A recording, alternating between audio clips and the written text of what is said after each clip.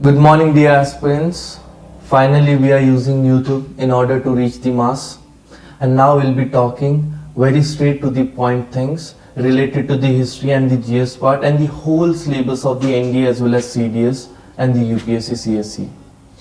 In today's our first video, we are talking about Aurobindo Ghosh, the person who gave the theory of passive resistance. सबसे पहले दिमाग में आता है कि what is passive resistance. Passive resistance का मतलब है कि बिना वायलेंट मींस के आप बगावत कर रहे हो. सो ये चीज किसमें हेल्प करती है? In order to keep a check on the British government. दो महत्वपूर्ण किताबें जो बहुत ज्यादा इंपॉर्टेंस रखती है exam related, that is new lamps for old and Savitri. In new lamps for old उन्होंने बात की है कि किस तरह से एक पैसिव रेजिस्टेंस का वे चुना जा सकता है in order to achieve freedom. इसके अलावा दूसरी बुक जो है सावित्री, उसमें उन्होंने इंडिया को एज अ भारत माँ का दर्जा देते हुए कहा है कि किस तरह से भगवान की धरती है, it should be set free. This all books have created a very deep impact in the lives of the middle class and the above.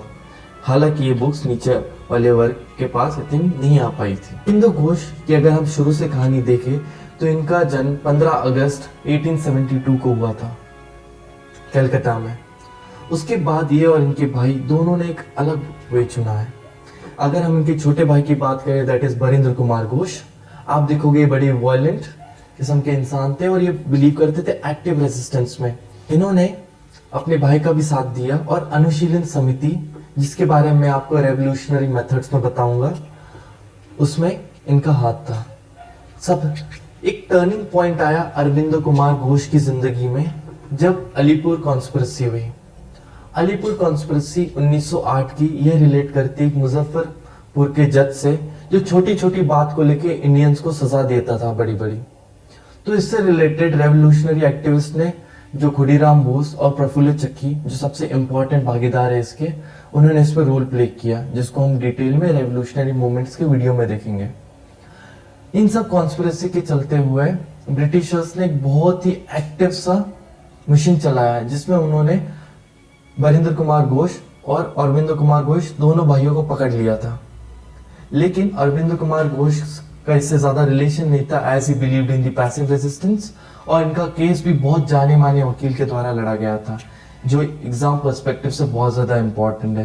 That is Chittaranjan Das, CR दास, जिन्होंने आगे जाके कांग्रेस के अलग फैक्शन से अपनी एक खिलाफत कमेटी बनाई थी.